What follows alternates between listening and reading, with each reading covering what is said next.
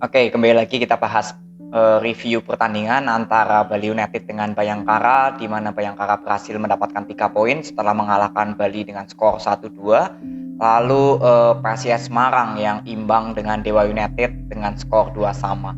Jadi kita bahas dulu dari permainan Bali United dengan Bayangkara, bahwa dari babak pertama hingga babak pertama usai, memang di sini boleh saya katakan Bayangkara yang lebih mendominasi alur permainan.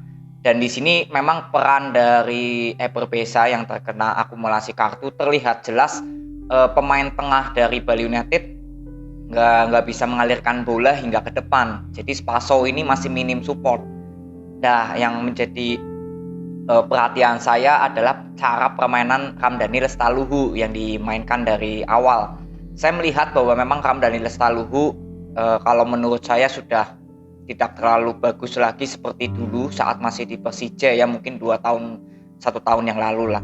Karena kemarin terlihat jelas ketika bola didapatkan oleh Ramdhani, beberapa kali aliran bola dari Ramdhani ini nggak bagus. Passing dekat aja kepada Nori, saya melihat padahal nggak dijaga ya oleh musuh, itu aja passingnya masih nggak tepat ditujukan kepada Nori. Jadi hal-hal seperti ini yang membuat peluang untuk Bali United melakukan penyerangan seperti terhilang gitu loh, peluangnya kehilangan momen gitu intinya.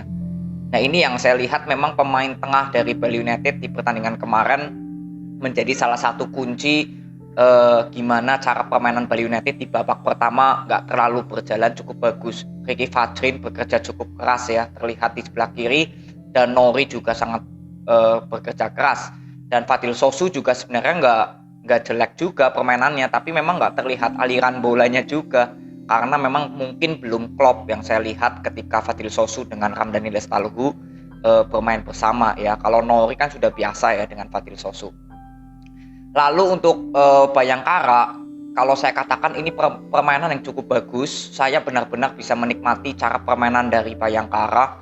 Passing-passingnya cukup bagus. Lalu visi para pemain yang paling utama itu hampir merata semua. Hampir dimiliki oleh pemain Bayangkara. Jadi ketika membangun serangan itu benar-benar rapi. Hampir jarang ada passing bola yang memang tidak akurat, itu jarang sekali yang saya lihat ketika Bayangkara melakukan kreativitas serangan. Mokhtar, lalu ada Hargianto juga yang bermain cukup bagus. Lalu di sayap kanannya ada Andik Firmansyah, juga penampilannya cukup bagus Andik, dan EJ juga beberapa kali mendapatkan peluang ya, walaupun bolanya masih mudah diantisipasi oleh kiper dari Bali United. Jadi langsung kita masuk ke babak kedua. Di babak pertama itu skornya 1 sama ya, dan itu gol melalui free kick dan juga set play dari Novri, headingan itu cukup bagus. Lalu free kick Anderson Salas juga cukup oke ya. Jadi memang bola seperti itu susah diantisipasi oleh kiper dari Bali United. Lalu masuk ke babak kedua. Di babak kedua sebenarnya permainan untuk Bali United ketika memasukkan Private Barga di sini lebih kelihatan juga aliran bolanya lebih hidup. Tapi memang boleh diakui permainan Bayangkara pun juga bagus. Jadi sebenarnya lebih imbang di babak kedua, di mana Bali United di babak pertama yang aliran bolanya nggak terlihat jalan ya alirannya, tapi di babak kedua ketika Private masuk lebih terlihat jelas. Jadi bisa mengimbangkan sektor tengah dari Bayangkara. Jadi benar-benar imbang kalau menurut saya permainan di babak kedua. Namun memang akhirnya pemain dari Bayangkara ya, San Rizky Fauzi ya, bisa mencetak gol untuk kemenangan Bayangkara. Jadi memang akhirnya Bayangkara yang mendapatkan 3 poin. Tapi overall yang saya lihat dari masalah permainan, memang Bali United membutuhkan pemain yang pelapis untuk Private Barga atau Eber Besa, karena kan Private Barga sebenarnya lebih ke sektor kanan ya, ke sayap, dan Eber Besa yang sebagai gelandang serang. Nah, ini penting sekali jika Bali United harus mencari pemain untuk misalkan seperti ini gitu. Eber Besa nggak bisa bermain kalau karena akumulasi atau cedera. Inilah pentingnya pemain tengah yang menurut saya Bali United harus memiliki lah opsi lainnya, karena Ramdhani Lestaluhu kalau menurut saya memang permainannya sudah nggak sebagus musim lalu lah. Sudah banyak penurunan karena kan saya sudah bahas juga, sering dicadangkan juga, jadi jam terbangnya memang sudah terlalu minim dan ini ketemunya langsung Bayangkara ya. Jadi sangat wajar di babak pertama memang aliran bola Bali United gak tampak hidup, tapi di babak kedua sudah bisa mengimbangkan ya. Jadi ini kemenangan yang cukup penting untuk Bayangkara, dan ini Bali United juga masih memperoleh 1 poin. Artinya Bali United harus menang besok lawan Persebaya Surabaya ya di match terakhir. Jadi semangat terus untuk Bali United dan selamat untuk Bayangkara yang berhasil mendapatkan 3 poin. Lalu next kita bahas PSIS Semarang dengan Dewa United.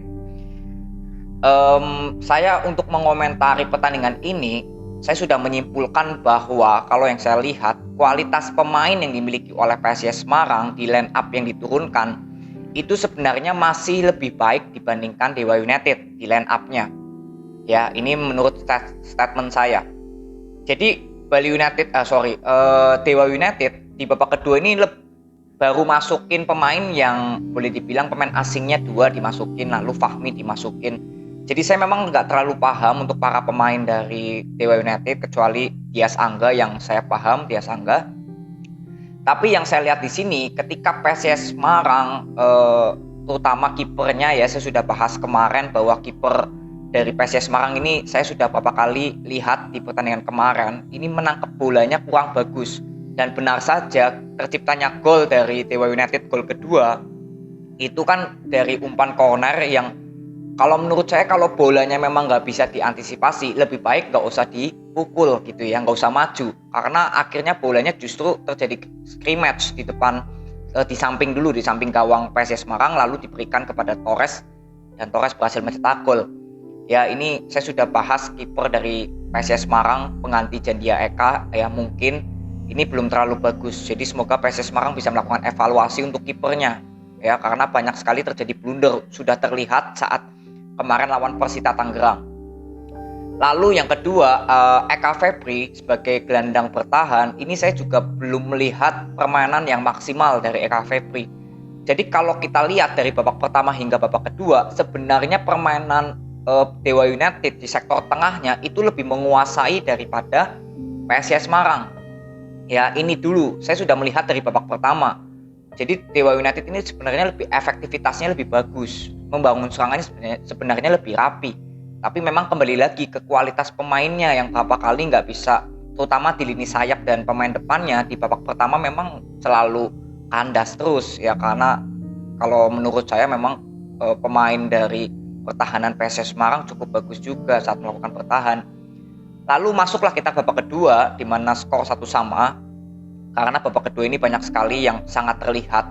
Ketika Octavianus main dan Wawan diganti, sebenarnya dalam pikiran saya ini Marukawa akan dijadikan sebagai pemain tengah dan Octavianus dijadikan sebagai pemain kiri. Ya, tapi ternyata di lapangan ini berapa kali saya melihat Octavianus dan Marukawa justru posisinya bersamaan di pemain tengah, di gelandang serang. Jadi sayap kirinya itu kalau nggak salah Ferdian ya, kalau nggak salah back kirinya PSIS Semarang itu maju terus sampai ke depan, dan begitu sampai depan mendapatkan bola langsung memberikan crossing ke tengah kepada Fortes yang ditujukan, tapi crossingnya juga nggak ada yang sampai kepada para pemain PSIS Semarang, terutama Fortes.